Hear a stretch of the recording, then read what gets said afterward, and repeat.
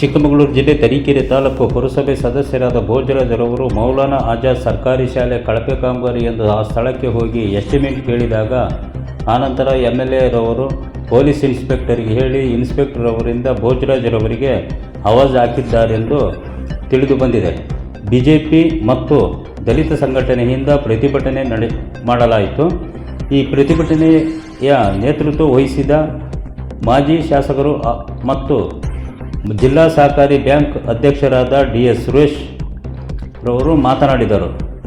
ಹಾಗೂ TL Ramesh, M Krishnamurthy ರವರು ಕೂಡ ಮಾತನಾಡಿರುತ್ತಾರೆ. ಈ ಪ್ರತಿಭಟನೆಯಲ್ಲಿ ಪಕ್ಷದ ಮುಖಂಡರು, ದಲಿತ ಸಂಘಟನೆಗಳು ಪಾಲ್ಗೊಂಡಿದ್ದವು.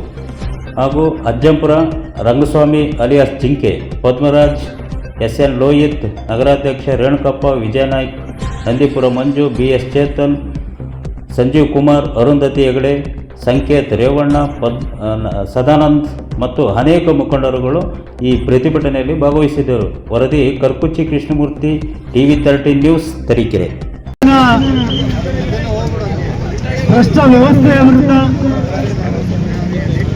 ಪುರಸಭಾ ಸದಸ್ಯರಾದಂಥ ಭೋಜರಾಜರ ಮೇಲೆ ದೌರ್ಜನ್ಯವನ್ನು ಮಾಡಿರ್ತಕ್ಕಂಥ ವೃತ್ತ ನಿರೀಕ್ಷಕರ ವಿರುದ್ಧ ಕ್ಷೇತ್ರದಲ್ಲಿ ನಡೀತಾ ಇರ್ತಕ್ಕಂಥ ಕಳಪೆ ಕಾಮಗಾರಿಗಳ ವಿರುದ್ಧ ಇವತ್ತು ಬೃಹತ್ ಪ್ರತಿಭಟನೆಯನ್ನ ತಾಲೂಕಿನ ನಾಗರಿಕ ಹಿತರಕ್ಷಣಾ ವೇದಿಕೆಯವರು ಮಾಡ್ತಾ ಇದ್ದಾರೆ.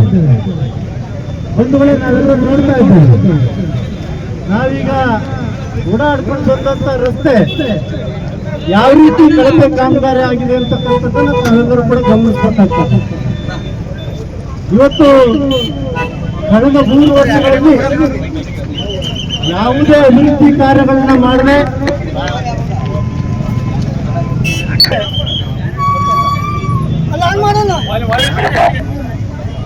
ಅಭಿವೃದ್ಧಿ ಕೆಲಸಗಳಾಗದೆ ಕೇವಲ ಒಂದು 3-4 ಅಭಿವೃದ್ಧಿ ಕೆಲಸಗಳನ್ನ ಮಾಡಿ ಅದನ್ನು ಕೂಡ ಕಳಪೆ ಕಾಮಗಾರಿಗಳನ್ನಾಗಿ ಮಾಡ್ತಾ ಇರ್ತಕ್ಕಂಥದ್ದು. ಇವತ್ತು ತರೀಕೆರೆ ಪಟ್ಟಣದ ಮೌಲಾನಾ ಆಜಾದ್ ಶಾಲಾ ಕಟ್ಟಡದ ಕಾಮಗಾರಿ ಕಳಪೆ ಆಗಿದೆ ಅಂತೇಳಿ ಪುರಸಭಾ ಸದಸ್ಯರಾದ ಭೋಜರಾಜ್ ಅವರು ಅಲ್ಲಿನ ಕಾಮಗಾರಿಯನ್ನು ವೀಕ್ಷಣೆ ಮಾಡಿ ಕಳಪೆ ಸಾಮಗ್ರಿಗಳನ್ನ ಇದಕ್ಕೆ ಬಳಸ್ತಾ ಇದ್ದೀರಿ, ಕುಕ್ಕಿಡಿದಿರ್ತಕ್ಕಂಥ ಕಬ್ಬಣವನ್ನು ಬಳಸ್ತಾ ಇದ್ದೀರಿ, ಎಂಸೈಟ್ ಬಳಸದೆ ಬೂದಿಯನ್ನ ಬೆಳೆಸ್ತಾ ಇರ್ತಕ್ಕಂಥದ್ದನ್ನ ಪ್ರಶ್ನೆ ಮಾಡಿದ್ದಕ್ಕೆ ಇಲ್ಲಿನ ಶಾಸಕರು ಪೊಲೀಸರನ್ನ ಕಳಿಸಿ ಭೋಜರಾಜ್ ಅವರ ಮೇಲೆ ದಬ್ಬಾಳಿಕೆಯನ್ನ ಮಾಡಿ ದೌರ್ಜನ್ಯವನ್ನ ಮಾಡಿರ್ತಕ್ಕಂಥದ್ದನ್ನು ನಾವೆಲ್ಲ ಸೋಷಿಯಲ್ ಮೀಡಿಯಾದಲ್ಲಿ ನಾವೆಲ್ಲರೂ ಕೂಡ ನೋಡಿದ್ದೇವೆ. ಬಂಧುಗಳೇ, ನನ್ನ ಒಂದು ಪ್ರಶ್ನೆ ಇರ್ತಕ್ಕಂಥದ್ದು, ಇವತ್ತು ಯಾವುದೇ ಸರ್ಕಾರದ ಕಾಮಗಾರಿಗಳು ನಡೀತಾ ಇದ್ರೆ ಜನಪ್ರತಿನಿಧಿಗಳಿರ್ಬೋದು, ಇಲ್ಲ ಸಾರ್ವಜನಿಕರು ಕೂಡ ಪ್ರಶ್ನೆ ಮಾಡತಕ್ಕಂಥ ಅವಕಾಶ ಇದೆ. ಇವತ್ತು ಅದನ್ನ ಪ್ರಶ್ನೆ ಮಾಡಕ್ ಹೋಗಿದ್ದಕ್ಕೆ ಪೊಲೀಸ್ನವರು ಅದಕ್ಕೆ ಮತ್ತೆ ಪ್ರವೇಶ ಮಾಡ್ತಾರೆ ಅಂತಂದ್ರೆ ಅವರಿಗೆ ಅಧಿಕಾರವನ್ನು ಕೊಟ್ಟವ್ರು ಯಾರು? ನಮಗೆ ಇದಕ್ಕೆ ತಕ್ಕ ಉತ್ತರ ಕೊಡಬೇಕಾಗ್ತದೆ. ಪೊಲೀಸ್ನವರು ಜನಪ್ರತಿನಿಧಿ ಒಬ್ಬ ಬಂದು ಪ್ರಶ್ನೆ ಮಾಡಿದ್ರೆ ಅವ್ರ ಮೇಲೆ ದೌರ್ಜನ್ಯ ಭ್ರಷ್ಟಾಚಾರ ನಡೆದಿದೆ. ನಾವು ಅದನ್ನು ಕೂಡ ಗಮನಿಸಬೇಕಾಗ್ತದೆ. ಇವತ್ತು ಕಾಮಗಾರಿ ಚೆನ್ನಾಗಿದ್ದಂತ ಬಸ್ ನಿಲ್ದಾಣವನ್ನು ಇವತ್ತು ಡೆಮಾಲಿಷ್ ಮಾಡಿ ಮತ್ತೆ ಅದಕ್ಕೆ ದುಡ್ಡು ಹಾಕಿ ಆ ಕಾಮಗಾರಿಯನ್ನು ಕೂಡ ಕಳಪೆ ಮಾಡ್ತಾ ಇರ್ತಕ್ಕಂಥದ್ದನ್ನು ನಾವೆಲ್ಲರೂ ಕೂಡ ನೋಡ್ತಾ ಇದ್ದೇವೆ. ಬಂಧುಗಳೇ, ನಾವೆಲ್ಲರೂ ಕೂಡ ಎಚ್ಚೆತ್ತುಕೊಳ್ಳತಕ್ಕಂಥ ಕಾಲ ಇವತ್ತು ಬಂದಿದೆ. ಇವತ್ತು ಇಡೀ ಕ್ಷೇತ್ರದ ತುಂಬ ಈ ಶಾಸಕ ಆದ್ಮೇಲೆ ಬಂದ ಎಷ್ಟು ಮುಖ್ಯಪಾನದ ಅಂಗಡಿಗಳಿದ್ವು, ಈಗ ಎಷ್ಟು ಅಂಗಡಿಗಳಾಗಿದ್ದಾವೆ ಅಂತಕ್ಕಂಥದ್ದನ್ನು ನಾವು ಯೋಚನೆ ಮಾಡಬೇಕು. ಆ ಅಂಗಡಿಗಳಿಗೆಲ್ಲ ಇವರು ಪಾಲುದಾರರು, ಆ ಮದ್ಯ ಮಾರಾಟ ಮಾಡ್ತಕ್ಕಂಥ ಅಂಗಡಿಗಳಿಗೆ ಇವರು ಪಾಲುದಾರರಾಗಿ ಕ್ಷೇತ್ರದ ಜನಕ್ಕೆ ಮುಖ್ಯದ ಯೋಜನೆಯನ್ನು ಕೊಟ್ಟಿರ್ತಕ್ಕಂಥದ್ದನ್ನು ನಾವು ನೋಡ್ತಾ ಇದ್ದೇವೆ. ಎಣ್ಣೆ ಯೋಜನೆಯನ್ನ ಎಲ್ಲ ಕುಡಿದು ಹಣ ಹೋಗಿರ್ತಕ್ಕಂಥದ್ದಕ್ಕೆ ಇವತ್ತು ಮದ್ಯಪಾನ ಅಂಗಡಿಗಳನ್ನ ಮಾಡಿರ್ತಕ್ಕಂಥದ್ದು ಬಂದಿದೆ. ಇದನ್ನೆಲ್ಲ ನಾವು ಖಂಡಿಸಬೇಕಾಗ್ತದೆ. ಈ ರಸ್ತೆ ಕಾಮಗಾರಿಯನ್ನು ಮಾಡಬೇಕಾದ್ರೆ ಇಲ್ಲಿನ ವಿದ್ಯುತ್ ಕಾಮಗಾರಿ ಏನು ಲೈನ್ ಶಿಫ್ಟಿಂಗ್ ಮಾಡಬೇಕಾದ್ರೆ ಸುಮಾರು 40-50 ವರ್ಷಗಳಿಂದ ಇದ್ದಂತ ಕಾಪರ್ ವೈರ್ ಬದಲಾವಣೆ ಮಾಡಿದ ಮೇಲೆ ಬೇರೆ ವೈರನ್ನು ಹಾಕಿದಾಗ ಆ ಕಾಪರ್ ವೈರ್ ಎಲ್ಲಿಗೆ ಹೋಗ್ತಕ್ಕಂಥದ್ದಕ್ಕೆ ಹೋಯ್ತು ಅನ್ನೋದಕ್ಕೆ ಉತ್ತರವನ್ನು ಕೊಡಬೇಕಾಗ್ತದೆ. ಅದು ಎಲ್ಲಿಗೆ ಹೋಯ್ತು ಅಂತಕ್ಕಂಥದ್ದು ಈಗಾಗಲೇ ಮಾಧ್ಯಮದಲ್ಲೂ ಬಂತು, ಬೇರೆ ಬೇರೆ ಸಂದರ್ಭದಲ್ಲೂ ಕೂಡ ನಾವು ಮಾತಾಡಿದ್ದೇವೆ. ಬಂಧುಗಳೇ, ಇವೆಲ್ಲವೂ ಕೂಡ ತನಿಖೆ ಆಗ್ತಕ್ಕಂಥದ್ದಾಗಬೇಕು. ಈ ಕ್ಷೇತ್ರದ ಶಾಸಕ ಭ್ರಷ್ಟಾಚಾರಕ್ಕೆ ಏನು ಪ್ರೋತ್ಸಾಹವನ್ನು ಕೊಡ್ತಾ ಇದ್ದಾರೆ, ಕಳಪ ಕಾಮಗಾರಿಗೆ ಪ್ರೋತ್ಸಾಹವನ್ನು ಕೊಡ್ತಾ ಇದ್ದಾರೆ, ಪೊಲೀಸ್ ಇಲಾಖೆಯನ್ನು ಬಳಸಿಕೊಂಡು ಸಾರ್ವಜನಿಕರಿಗೆ ಏನು ತೊಂದರೆಯನ್ನು ಕೊಡ್ತಾ ಇದ್ದಾರೆ, ದೌರ್ಜನ್ಯವನ್ನು ಮಾಡ್ತಾ ಇದ್ದಾರೆ. ಅವತ್ತು ಏನು ಭೋಜನದ ಮೇಲೆ ದೌರ್ಜನ್ಯ ಮಾಡಿ ಅವರಿಗೆ ನನ್ಗೆ ಅದು ನೋಡಿದ್ರೆ ನಿಜವೂ ಎಂತರೂ ಕೂಡ ಸಿಟ್ಟು ಬರ್ತದೆ. ಆ ರೀತಿ ಅವರು ವರ್ತನೆ ಮಾಡಿರ್ತಕ್ಕಂಥದ್ದು ಏನು ವೃತ್ತ ನಿರೀಕ್ಷಕರಾದ ರಾಮಚಂದ್ರ ನಾಯ್ಕ ಅವರು. ನಾವು ಇವತ್ತು ಆಗ್ರಹ ಪಡಿಸ್ತಾ ಇದ್ದೇವೆ, ರಾಮಚಂದ್ರ ನಾಯ್ಕ ಅಂತಕ್ಕಂಥ ವೃತ್ತ ನಿರೀಕ್ಷಕರನ್ನ ಕೂಡಲೇ ಅವರನ್ನ ಸಸ್ಪೆಂಡ್ ಮಾಡ್ತಕ್ಕಂಥದ್ದನ್ನ ಈ ಸರ್ಕಾರ ಮಾಡಬೇಕು. ಮಾಡ್ತಕ್ಕಂಥದ್ದು ಕಾಮಗಾರಿ ಸ್ಥಳಗಳಲ್ಲಿ ಕಾಮಗಾರಿಗಳನ್ನ ಸರಿಯಾಗಿ ಮಾಡದೇ ಇದ್ರೆ ನಿಲ್ಲಿಸ್ತಕ್ಕಂಥದ್ದನ್ನ ಮಾಡ್ತೇವೆ ಅಂತಕ್ಕಂಥದ್ದನ್ನ ಈ ಸಂದರ್ಭದಲ್ಲಿ ಹೇಳಿ ನಾವು ಮಾಡ್ತಾ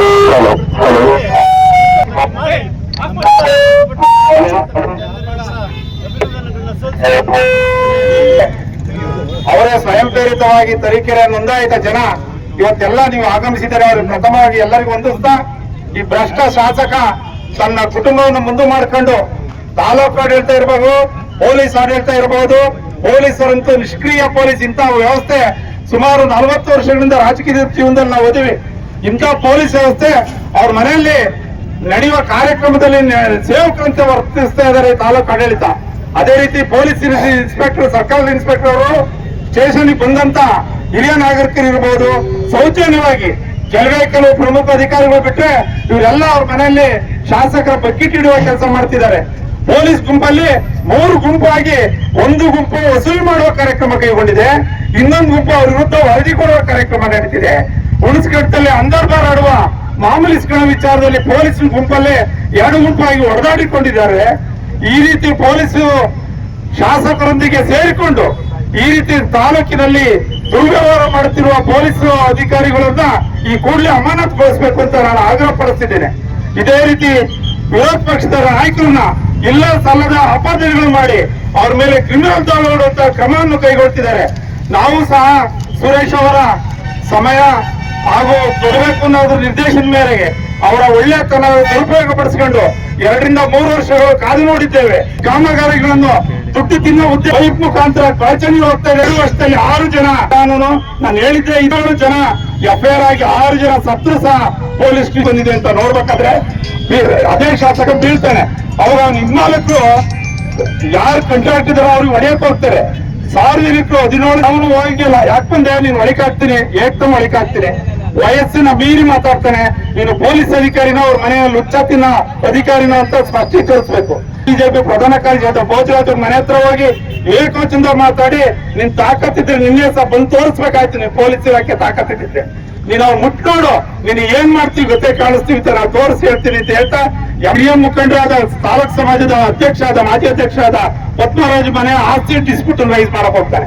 ಇಂಥ ಲಫನ್ ಶಾಸಕ ಯಾವ್ಯಾವ ಮಕ್ಕಳಿಗೆ 1,00,000 ನಾವು ಡಾಕ್ಟರ್ ಹೋಗ್ತಿರೋ ಮಕ್ಕಳಿಗೆ 1,00,000 ಹಾಕ್ಸಿ ಎಫ್ಐಆರ್ ಹಾಕ್ಸ್ತೀರಾ ಅಂದ್ರೆ ಪೊಲೀಸ್ ಸ್ಟೇಷನ್ ನಡೀತಾ ಇದೆ. ಎಷ್ಟು ಜನ ನೊಂದಿದ್ದಾರೆ, ಎಷ್ಟು ಜನ ಅಪಘಾತದಿಂದ ಸತ್ತೋಗಿದ್ದಾರೆ. ಈ ಪೊಲೀಸ್ ವಿರೋಧ ನನ್ನ ಮೇಲೆ ನಂದೇ ಸ್ವತಃ ಹೇಳ್ತೀನಿ. ಆ ಯುಗಾದಿ ಹಬ್ಬದ ದಿವಸ ಕ್ರಿಮಿನಲ್ ಕೇಸ್ ಹಾಕ್ತಾರೆ ಪೊಲೀಸ್ ಅಧಿಕಾರಿ. ಕ್ರಿಮಿನಲ್ ಕೇಸು ನಾನ್ ಲೆವೆಲ್ ಕೇಸು. ನನ್ನ ಜೀವನದಲ್ಲಿ 40 ವರ್ಷ ರಾಜಕಾರಣದಲ್ಲಿ ನಾನು ಹೊರಗದ್ದಂತ ಬಾರ್ ಅಂಗಡಿ ಓಪನ್ ಮಾಡಿ ದುಡ್ಡು ತಿನ್ನುವ ಭೂತ ಆಗಿದ್ದಾನೆ. ಇವನಿಗೇನು ದುಡ್ಡು ತಿನ್ನೋದಿದ್ರೆ ಬೇರೆ ಕಾರ್ಯಕ್ರಮಗಳಿಲ್ಲ. ಯಾವುದೇ ಅಧಿಕಾರಿಗೆ ನೇರವಾಗಿ ಮನೆ ಬರ್ಬೇಕು ಮಾಡಬಹುದು ಅಂತ ನಾನು ಹೇಳ್ತಾ ಇದನ್ನ SP ಅವರು ಈ ಕೂಡಲೇ ತರೀಕೆರೆಯಲ್ಲಿರುವಂತ ಭ್ರಷ್ಟ ಪೊಲೀಸರು, ಅದ್ರಲ್ಲಿ ಒಳ್ಳೆಯವರು ಇದ್ದಾರೆ, ನಾನು ಎಲ್ಲರನ್ನೂ ಹೇಳ್ತಿಲ್ಲ. ಇವರು ಏನು ಬಕೆಟ್ ಹಿಡಿಯೋರು ಓಡಿ ಮೇಲೆ ಟ್ರಾನ್ಸ್ಫರ್ ಪ್ರಮೋಷನ್ ಅಂತ ಮತ್ತೆ ಅಲ್ಲಿ ಓಡಾಕಿ ಅವರು ಡೈಲಿ ಸಿವಿಲ್ ಡ್ರೆಸ್ ಅಲ್ಲಿ ಮಾಮೂಲು ಸೈನ್ ಮಾಡ್ತಾನೆ. ಸಾಮಿಲ್ನವರು, OC ಆಡೋರು, ಬೆಡ್ಡರು, ಅಂದರೆ ಹಾವೇರಿ ತಾಲೂಕಿಂದ ಹುಣಸಘಟ್ಟದಲ್ಲಿ ರೈಡ್ ಮಾಡಿಸಿ ಇವರೇ ಅವ್ರ ಹತ್ರ ಮಾಮೂಲು ವಸೂಲು ಮಾಡ್ತಾರೆ.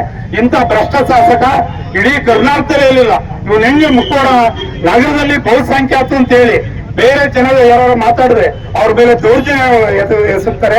ನಮ್ಮ ಕಾರ್ಯಕರ್ತರು ಯಾರು ಪೊಲೀಸ್ ಸ್ಟೇಷನ್ ಹೋದ್ರೆ ಸಿಂಗಿಲರ ಮಾತಾಡ್ತಾರೆ ಪೊಲೀಸ್ನವರು. ಆ ಸಿಸಿಟಿವಿ ಚೆಕ್ ಮಾಡಿದ್ರೆ ಪೊಲೀಸ್ ಸ್ಟೇಷನ್ ಇಲ್ಲ ಸಿಸಿಟಿವಿ ಯಾರು ಒಳ ಬರ್ತಾರೆ ಯಾರು ಹೊರ ಹೋಗ್ತಾರೆ ಅಂತೇಳಿ ಕಾಪರ್ ಅವರು ಮಹಾರಾಜರ ಕಾಲದಲ್ಲಿ ಕಾಪರ್ ಅವರು ಹೇಳಿದ್ರು ಅದು ರಿಮೂವ್ ಮಾಡಿ ಮಾರಾಟ ಮಾಡಿ ಇವರೇ ಲೂಟಿ ಹೊಡೆದಿದ್ದ ಇದೇ ಶಾಸಕ.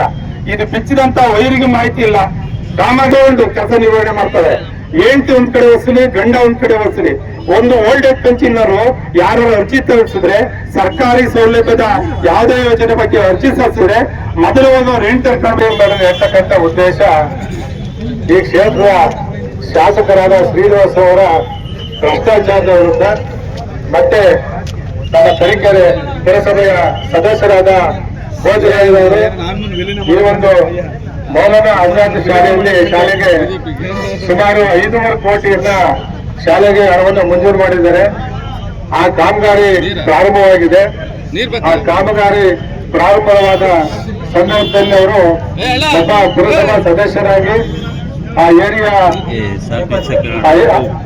ಪ್ರತಿನಿಧಿಯಾಗಿ ಅವರು ಆ ಕಾಮಗಾರಿಯನ್ನ ಪರಿಶೀಲನೆ ಮಾಡಕ್ ಹೋಗ್ತಾರೆ. ಆ ಪರಿಶೀಲನೆ ಮಾಡಬೇಕಂತ ಸಂದರ್ಭದಲ್ಲಿ ಒಬ್ಬ ರಾಜಕಾರಣಿ, ಒಬ್ಬ ಜನಪ್ರತಿನಿಧಿ ಒಂದು ಕಾಮಗಾರಿ ನೋಡ್ತಕ್ಕಂಥದ್ದು ಅವರ ಕ್ಷೇತ್ರದ ಜವಾಬ್ದಾರಿ. ಆದ್ರೆ ಒಂದು ಪರಿಶೀಲನೆಯನ್ನ ಮಾಡ್ತಕ್ಕಂಥ ಸಂದರ್ಭದಲ್ಲಿ ಇವರು ಕಾಮಗಾರಿ ಸರಿ ಇಲ್ಲ ಅಂತ ಹೇಳಿದ ತಕ್ಷಣ ಅಂತೇಳಿ, ಆದ್ರೆ ಆ ಸಂದರ್ಭದಲ್ಲಿ ಅದು ಕಾನೂನು ರೀತಿಯಲ್ಲಿ ಅದನ್ನ ಕ್ರಮ ತೆಗೆಯಬಹುದು. ಯಾವುದೇ ಇರ್ತಕ್ಕಂಥ ಒಂದು ಕಾಮಗಾರಿಯನ್ನ ಪರಿಶೀಲನೆ ಮಾಡ್ತಕ್ಕಂಥದ್ದು ಅದು ಅಧಿಕಾರಿಗಳಿಗೆ ಬಿಟ್ಟಂತ ಒಂದು ಜವಾಬ್ದಾರಿ. ಅಂತ ಜವಾಬ್ದಾರಿಯನ್ನ ಇವತ್ತು ಸರ್ಕಲ್ ಇನ್ಸ್ಪೆಕ್ಟರ್ ರಾಮಚಂದ್ರ ನಾಯಕ್ ಅವರು ಆ ಜವಾಬ್ದಾರಿಯನ್ನು ತಗೊಳ್ತಾರೆ. ಯಾಕೆಂತಂದ್ರೆ ಯಾವಾಗ್ಲೂ ಒಬ್ಬ ಇಲಾಖೆ, ಯಾವುದೇ ಪೊಲೀಸ್ ಇಲಾಖೆ ಇರ್ಬೋದು, ಯಾವ ಸಾರ್ವಜನಿಕ ಇಲಾಖೆ ಇರ್ಬೋದು, ಯಾವ್ದಾದ್ರೂ ಕೂಡ ಅವರ ಕಾನೂನಿನ ನಿಯಮದಲ್ಲಿ ಅವ್ರ ಮಿತಿಯನ್ನ ಮೀರಿ ಆಡಳಿತ ಮಾಡ್ತಕ್ಕಂಥದ್ದು ಅದರ ವಿರುದ್ಧ ಇವತ್ತು ನಾವೆಲ್ಲರೂ ಸ್ಟ್ರೈಕ್ ಮಾಡ್ತಕ್ಕಂಥದ್ದು. ಆದ್ರಿಂದ ಸ್ಪೆಷಲ್ ಹೋಗಿ ಸ್ಪೆಷಲ್ ಕಾಮಗಾರಿ ಮಾಡಬೇಕು. ಮತ್ತೆ ಆ ಕಾಮಗಾರಿ ಮಾಡೋರು ಯಾರಪ್ಪ ಅಂತಂದ್ರೆ ಅವರ ಸಂಬಂಧಿಕರೇ. ಆ ಸಂಬಂಧಿಕರು ಬಿಟ್ರೆ ಅಂತ ಪರಿಸ್ಥಿತಿಯಲ್ಲೂ ಕೂಡ ಅವರಿರಲ್ಲ. ಅಂತ ಪರಿಸ್ಥಿತಿಯಲ್ಲಿ ಇರ್ತಕ್ಕಂಥವ್ರ ಹತ್ರ ದುಡ್ಡು ಕೆಲಸ ಕೊಡ್ತಾರೆ ಅಂತಂದ್ರೆ ಬಹಳ ನೀಚವಾದ ಕೆಲಸ ಅಂತೇಳಿ ಇಲ್ಲಿ ಯಾವ MLA ಕೂಡ ಇಷ್ಟು ಬ್ರಾಂಡಿ ಶಾಪ್ ಯಾವ MLA ಕೂಡ ಮಾಡಿಲ್ಲ. ತರೀಕೆರೆಗೆ ಯಾರು ಮಾಡಿಲ್ಲ. ಇಡೀ ಅಜ್ಜಾಪುರ ತಾಲೂಕಲ್ಲಿ 7 ಬ್ರಾಂಡಿ ಶಾಪ್ ಮಾಡಿದ್ದಾರೆ. 7 ಬ್ರಾಂಡಿ ಶಾಪ್ ಮಾಡಿದ್ರೆ ಎಷ್ಟು ಜನ ಬಿಡುಗಡೆ ಬಿಟ್ರೆ ಮತ್ತೆ ಬೇರೆ ದಾರಿ ಏನಿಲ್ಲ. ಬಿಡುಗಡೆ ಮಾಡ್ಬೇಕು, ದುಡ್ಡು ಮಾಡ್ಬೇಕು, ಅಷ್ಟೇ ಕೆಲಸ.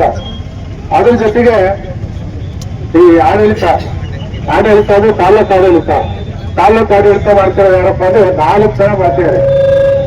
ಹೆಂಡತಿ, ಮಗಳು, ಎಲೆಮಯ್ಯ ಮತ್ತೆ ಅವರು ಏನಾದ್ರು ಕೂಡ ಕಾರ್ಯಕರ್ತರ ಕೇಳಿದ್ರೆ